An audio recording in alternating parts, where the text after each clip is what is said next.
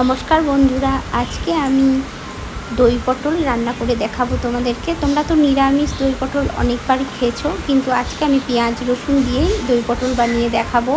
তো তোমরা যারা নতুন দেখছো আমার এই ভিডিওটা, প্লিজ আমার চ্যানেলটাকে একটু সাবস্ক্রাইব করে বেল বাটনটা প্রেস করে আমার সঙ্গে থেকো, সাথে থেকো। তো বন্ধুরা চলো আমি দই পটলের রেসিপিটা কিভাবে বানাই তোমরা দেখতে থাকো, সঙ্গে থাকো। তো দেখো আমি এখানে কিছু পটল নিয়ে পটলের চোকাগুলোকে ছাড়িয়ে নিয়েছি, অল্প অল্প ছাড়িয়েছি, কিছু কিছু লেগে আছে। আর পটলটাকে এই দেখো দুভাগ করে নিয়েছি।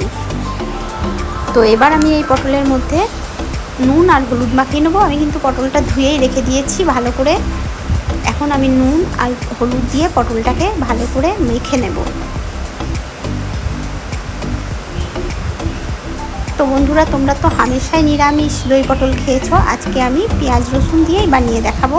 আর এই পেঁয়াজ রসুন দিয়ে দই পটলটা না খুবই ভালো লাগে খেতে। তো দেখো আমি এখন নুন হলুদটাকে ভালো করে পটলের মধ্যে মেখে নিলাম ভালো করে। এখন আমি কড়াইয়ের মধ্যে তেল আগে থেকেই বসিয়ে দিয়েছি। তেল আমার প্রায় গরম হয়ে গেছে। তো চলো এবার তেলের মধ্যে পটলগুলোকে দিয়ে দিই একে একে। আমি এখানে সর্ষের তেল দিয়ে দিয়েছি। তেল গরম হয়ে গেছে। এখন পটলগুলোকে খুব বেশি ভাজবো না, একটু হালকা ভেজে নেবো, মানে ওই 80% মতো ভাজবো পটলটা।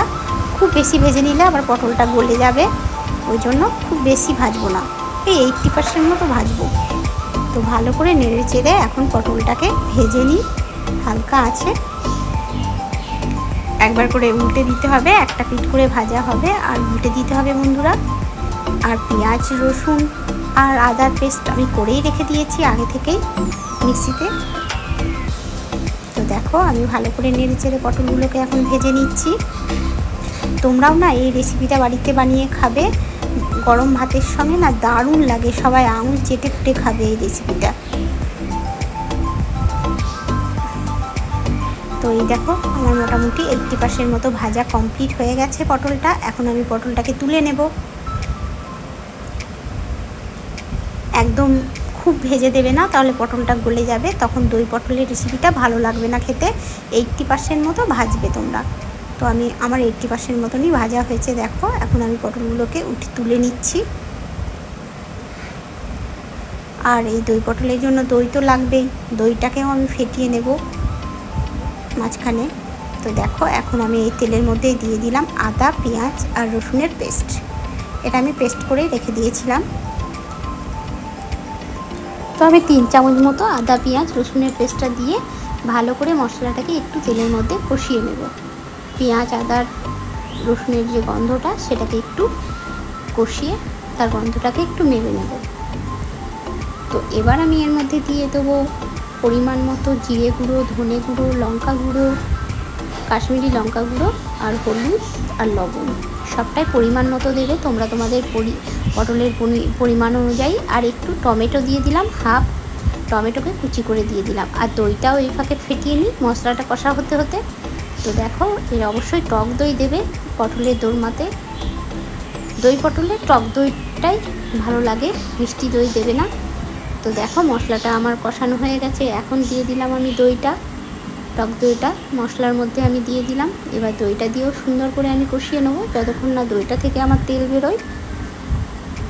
দই না মশলার মধ্যে দিলেই কষতে কষতে না দই থেকে অনেকটা তেল বেরোয়, অনেকটা পরিমাণে তেল বেরোয়।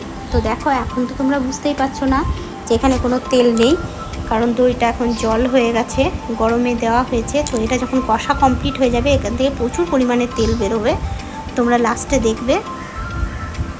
তো দেখো ভালো করে এখন কষিয়ে নিলাম। যেহেতু তোমরা দই পটল যখনই করবে না পটলের মধ্যে তেলটা অল্পই দেওয়ার চেষ্টা করবে, দই থেকে প্রচুর পরিমাণে তেল বেরোয়। তো দেখো আমার মশলাটা কষা কমপ্লিট আর উপর থেকে তেলও বেরিয়ে গেছে, দেখতেই পাচ্ছ। এখন আমি ভেজে রাখা পটলগুলো একে একে অ্যাড করে দেব। তো সমস্ত পটলগুলো আমি অ্যাড করে দিচ্ছি। তো পটলগুলো এবার অ্যাড করে দিয়ে এবার পটলগুলোকে ভালো করে একটু নাড়াচাড়া করে নেব।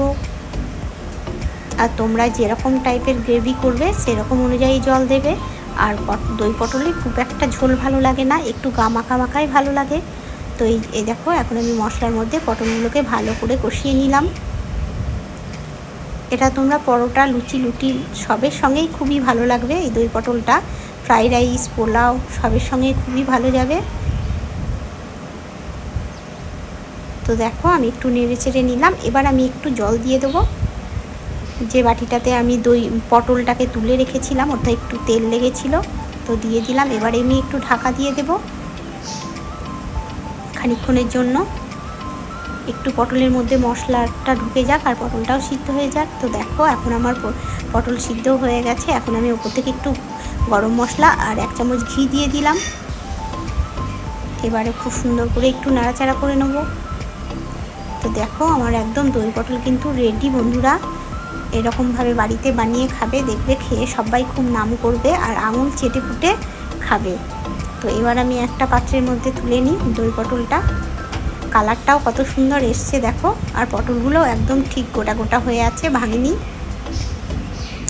এখন আমি পটলগুলোকে তুলে নিই একটা পাত্রের মধ্যে। কালারটাও দারুণ এসছে বন্ধুরা, আর খেতেও খুব সুন্দর হয়েছে।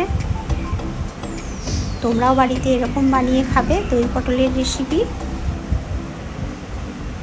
আর নিরামিষ তো হামেশাই খেয়ে থাকো, তাই না? পেঁয়াজ রসুন দিয়ে একদিন খেয়ে দেখা যাক না কেমন হয়।